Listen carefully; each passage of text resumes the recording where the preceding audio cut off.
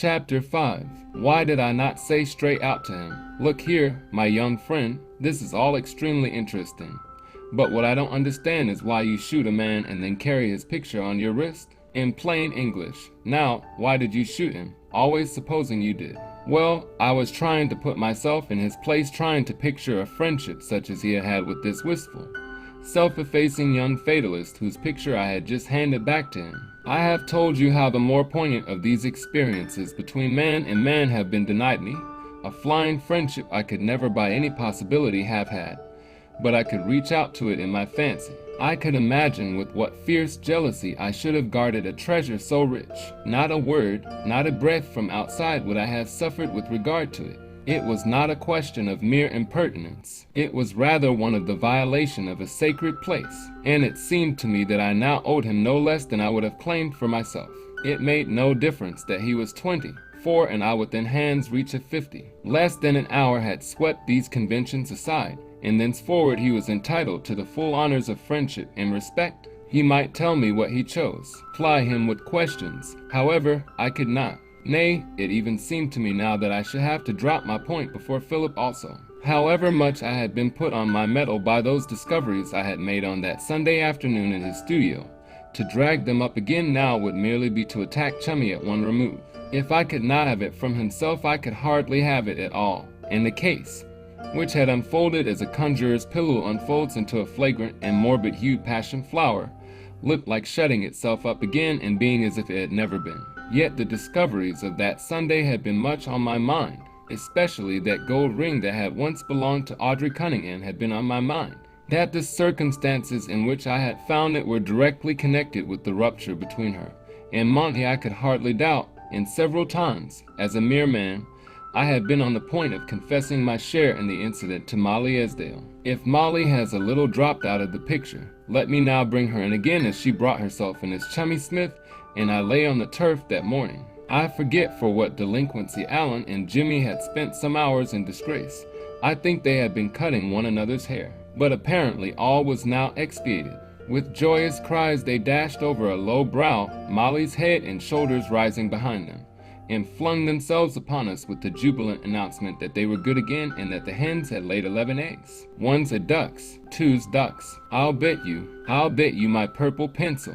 I'll bet you my Bible and all my shells. Where's Daddy? Hasn't he finished painting Auntie Joan yet? Hasn't he finished painting Auntie Joan yet? Molly was laughing and telling Chummy not to get up. She goes to pieces a little in the country in the matter of dress, and wore her mallow, flower of an old sunbonnet, and her gray Sanchez. As Smith reached for his stick and got up onto his feet, she caught my eye and laughed again. She had suffered from big ends and magnetos too. "Did Philip bundle you both out?" she asked. "He bundled this man out. I was behaving myself."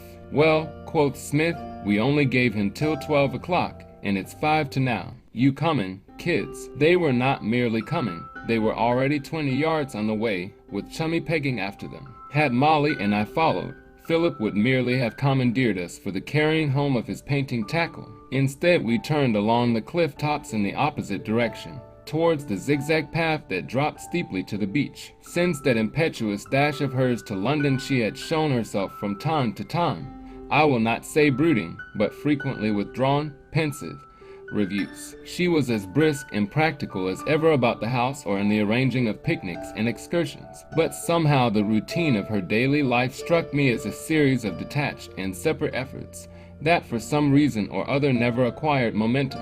I admit, however, that it would be easy to make too much of this change in her, if change there was. "Shall we go down?" she said as we paused at the top of the path. "I haven't seen the sands for 2 days. Man works till set of sun." "Come along," I said, giving her a hand, and we began the descent. The Santon sands were a rather wonderful sight that morning.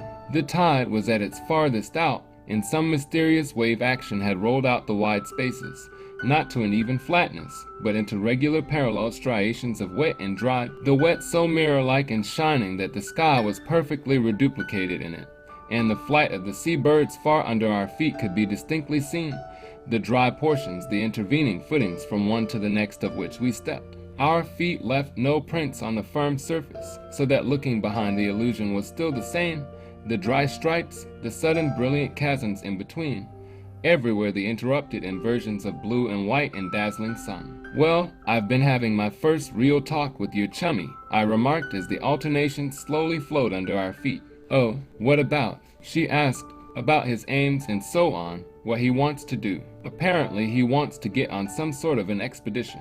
But is it likely he'll ever fly again?" "I don't know," she said, and walked a little way before adding, "I shouldn't think he'd want to." "He does." She looked straight before her, as if to rest her eyes from the passing immensities underfoot. There was indeed a fantastic sort of consonance between flight and the phenomenon of the shore that midday. I do not know, however, whether this vague association prompted the huge implication of her very next words, an implication which I now had from her for the first time.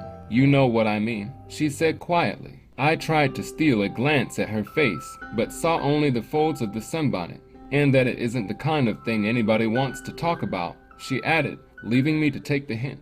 "No," I agreed mechanically, but for all that I needed a few moments in which to think. Obviously, I was not there to get out of Philip's wife something that Philip himself refused me, but the immensity of her quiet assumption had pulled me up short. I was assumed to know the whole of what she meant. It was left to my good sense to see that it was not a thing to talk about. There was to be no argument. She merely expected an equal simplicity in return.